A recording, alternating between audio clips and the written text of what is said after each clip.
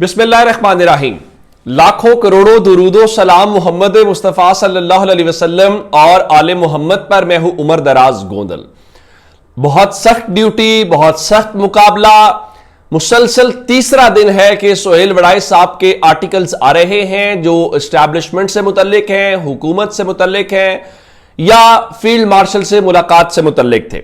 आज मुसलसल तीसरे दिन उनका जो मजमून आया है, आमतौर पे ऐसा नहीं होता कि वो हर दिन आर्टिकल लिखें, वो हफ्ते में कुछ मखसूस दिनों के ऊपर मजमून लिखते हैं। लेकिन आज जो उन्होंने मजमून लिखा, आप यूं कहिए कि ये मजमून आज तीसरा मजमून था और इस मजमून का जो उन्वान है वो बहुत ही दिलचस्प है। अच्छा, वो क्या है? वो जनाब जो अक्सरियत, यानी लफ्ज इस्तेमाल किए गए अस्करियत और अक्सरियत। अस्करियत से मुराद फौज या एस्टैब्लिशमेंट लिया गया है और अक्सरियत से मुराद जो है वो सिविलियन गवर्नमेंट लिया गया है। अच्छा, अब उन्होंने कहा जी पाकिस्तान के मखसूस जुग्राफियाई हालात ने अस्करियत को मुल्की सलामती के लिए नागुज़ीर बना रखा है। यानी उनका कहना यह है कि पाकिस्तान की लोकेशन कुछ इस तरह की है जिसकी वजह से जो फौज है या एस्टैब्लिशमेंट है उसको वो मुल्की सलामती के लिए नागुज़ीर है। तो अब उनका जी हालिया जंग ने अस्करियत के हमेशा से पाकिस्तान की तरजीह होने के फवायद को साबित कर दिया है। माजी में अस्करियत को कायम रखने, उसे मुआशरे में लागू करने के लिए मार्शल लॉ भी लगाए गए। कभी सियासी मुदाखलत और कभी दबाव से भी ताकत का एहसास दिलाया गया। तो अब उन्होंने कहा जी पाकिस्तानी अस्करियत कभी कभार बहुत गैर मकबूल रही है, मगर ज्यादातर वो अक्सरियत की राय को हमवार करके अपने साथ चलाने में कामयाब रही है। फिर उन्होंने फील्ड मार्शल के हवाले से बात की तो उनका जी फील्ड मार्शल सैयद आसिम मुनीर को फौजी सरबराह का ओहदा मिला तो बकौल उनके पोली क्राइसिस मजमुअतुल बहरान, यानी बहुत सारे बहरानों का सामना था। मुआशी बहरान इतना संगीन था कि मुल्क डिफॉल्ट के करीब था। सियासी बहरान इस कदर गंभीर के धरने और एहतजाज मुल्क का नज्मो नस्क तबाह किए हुए थे। फिर आगे चल के उन्होंने 9 मई की बात की और कहा कि 9 मई के बहरान ने मुल्क में कानून की रिट और फौज के वकार पर जरब लगा दी थी। अब उन्होंने 9 मई के वाक़े को फौज के वकार के ऊपर जरब लिखा है और फिर अदालतों के हवाले से कहा कि अदालतें खुद सर होकर खुदाई के दावे तक पहुंच गई थीं। वो सियासी पसंद नापसंद के जरिए हुकूमतें बनाने और तोड़ने में मसरूफ थी। यानी ये इसका मतलब दूसरे लफ्जों में यह है कि पाकिस्तान में वो खुद सर और खुदा बन चुकी थी अदालतें, तो फिर उनका इंतजाम उस बहरान का कैसे किया गया? 26वीं आईनी तरमीम के जरिए किया गया। तो अब अंदाजा होता है कि 26वीं आईनी तरमीम किसकी है या क्यों की गई। ये बहुत सारी बातें हैं। तो अब उन्होंने बहुत सारी बातें की कि जनरल आसिम मुनीर ने ब्रसल्स में कहा कि हम बेशतर बहरानों से निकल आए हैं और आने वाले दिनों में मजीद बेहतरी आएगी।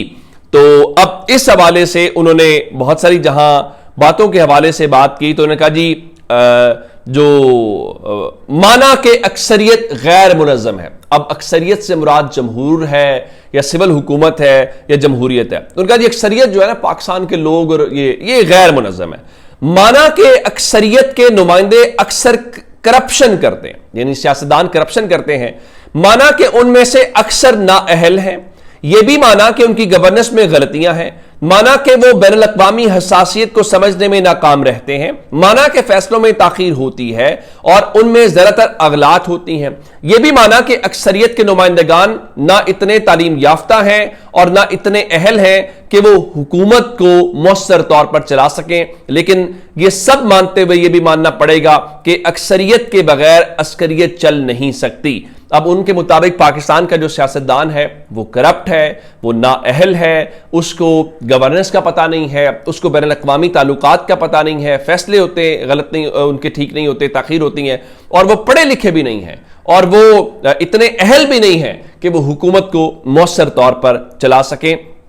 तो अब ये सारी बातें जनाब ने आज लिखी हैं। फिर फरमाया कि यह भी माना जाए कि जनरल पाशों और जनरल जहीरों और जनरल फैजों ने सियासत, मीडिया और मुआशरे को जो चरके और टीके लगाए। अब सवाल यह है कि जनरल फैज वही थे جن کو 2019 میں جناب نے آئرن مین کہا تھا، آج ان کے بارے میں جناب کیا لکھ رہے ہیں؟ تو یہ بالکل ایک الگ قسم کی صورتحال ہے۔ تو پھر انہوں نے ایک بار پھر جو برسلز میں آرمی چیف نے بات کی ہے اس حوالے سے بات چیت کے حوالے سے کی، پھر انہوں نے آگے کہا کہ گو بظاہر اس وقت عسکریت اور حکومت ایک صفحے پر ہیں۔ فیلڈ مارشل عاصم منیر نے دو ٹوک میں انداز میں یہ واضح کر دیا کہ حکومت میں تبدیلی کی افواہیں بالکل بنیاد ہے۔ تو اب ان کے مطابق جو فوج ہے اور حکومت ہے وہ بالکل ایک پیج کے اوپر ہے۔ تو اب انہوں نے ساری باتیں کی کہ جو معیشت کے شعبے میں عسکریت نے مس مینجمنٹ اور کرپشن کے نام پر بھرپور کردار ادا کرنا شروع کر دیا ہے، حالانکہ پہلے یہ مکمل طور پہ سویلین ڈومین ہوا کرتی تھی۔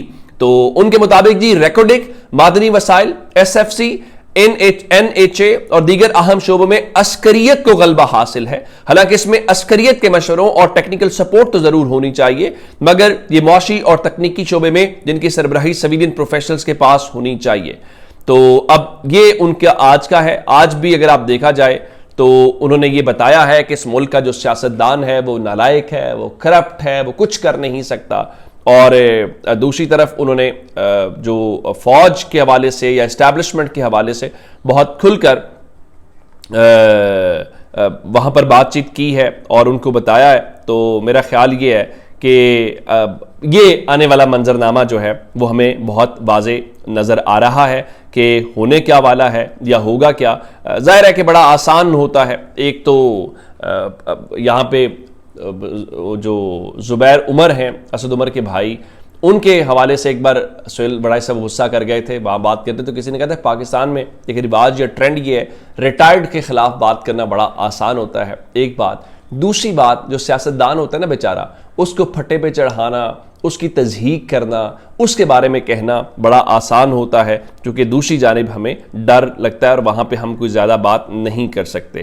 اچھا، اب جناب بحرانوں کے حوالے سے بہت ساری باتیں کر رہے تھے، تو آج جنگ اخبار جہاں پہ ان کا آرٹیکل چھپا ہوا ہے، وہاں کی خبر یہ ہے کہ پاکستان کی 78 سالہ تاریخ میں یہ پہلا موقع ہے جب پنجاب کے کاٹن بیلٹ میں 50% فیکٹریاں روئی فروخت نہ ہونے کے باعث بند یا غیر فعال ہو گئی ہیں۔ یہ میں نہیں کہہ رہا، جس اخبار میں جناب سہیل وڑائچ بتا رہے ہیں کہ اب سب چیزیں ٹھیک ہیں اور تو بحرانوں سے ہم نکل آئے ہیں، تو اس کے بیچ کی ایک خبر ہے۔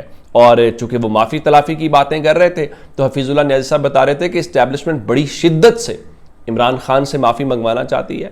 اب یہ ان کی کیا ضرورت ہے مجھے نہیں پتا، لیکن عمران خان نے پہلے دن سے واضح کیا ہوا ہے کہ وہ معافی نہیں مانگیں گے۔ اور عمران خان معافی کیوں مانگیں گے یہ تو پی ٹی آئی بہت کھل کے بتاتی ہے۔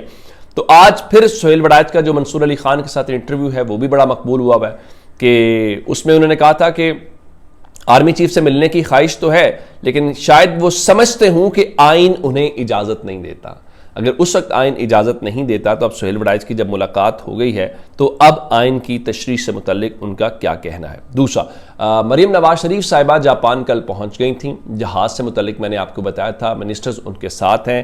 آج صبح سے ہی سی ایم آفس سے خبریں آنا شروع ہو گئیں اور آج انہوں نے یوکوہاما جو جاپان کا شہر ہے وہاں پہ وفد کے ساتھ ملاقاتیں کی ہیں، اور جو سرکار کا بیان آیا ہے، سرکاری بیان کے مطابق جو وہاں پہ جو ان کے تجربات ہیں، جو سڑکوں کو لے کے باقی چیزوں کو لے کے پنجاب نے ان سے سیکھنے کے حوالے سے فیصلہ کیا ہے۔ تو یہ ابھی تک جاپان کی رپورٹ ہے۔ اپنا بہت سارا خیال رکھے گا۔ خدا حافظ۔